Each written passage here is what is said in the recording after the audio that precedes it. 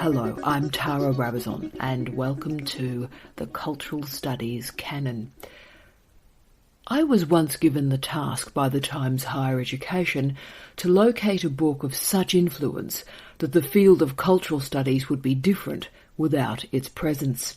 While pausing at Williams' The Long Revolution, Hoggart's The Uses of Literacy, Fro's Cultural Studies and Cultural Value, Morris's Too Soon, Too Late, Eric Michael's For a Cultural Future, Jenkins' Textual Poaching, Gilroy's Post-Colonial Melancholia, and Butler's Precarious Life, there really is only one choice. Indeed, one paragraph in one book is the engine for much of our research.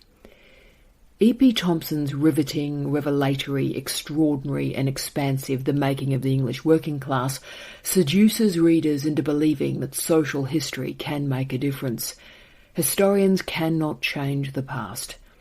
Instead, a different present is made by migrating righteous descent from the past. Thompson wrote a doorstopper of a book. The first copy of The Making of the English Working Class that I read as an 18-year-old is now in a pretty sorry state. Pages are bent, attacked, and coloured. My younger self loved this book because it opened a door onto a world of courage and failure and loss and consciousness.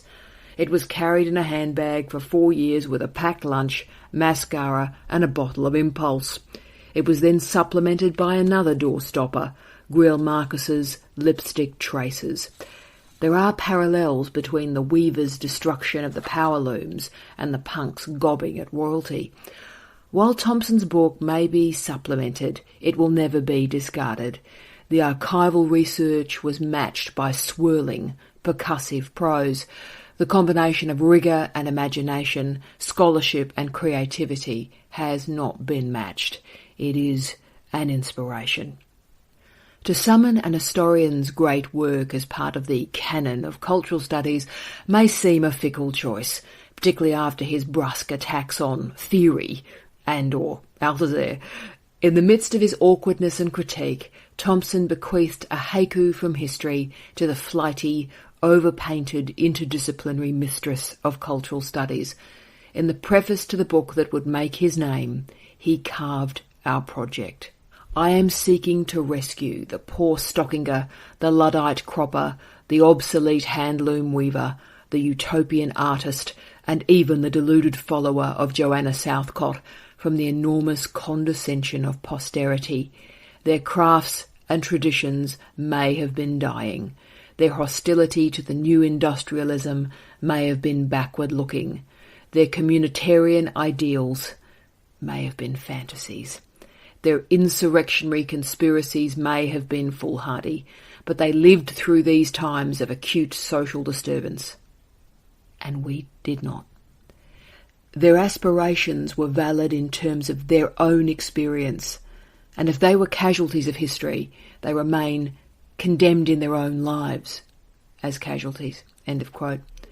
His affinity for lost causes and the losers of history has left cultural studies scholars with a project. The task is not to fight the condescension of posterity, but the condescension of complacency. Our sources may be popular culture rather than the people's paper. Communities are mediated rather than Methodist. The history we share with Thompson does not have terminal points. We remain dedicated to making new ideas rather than reconditioning old theories.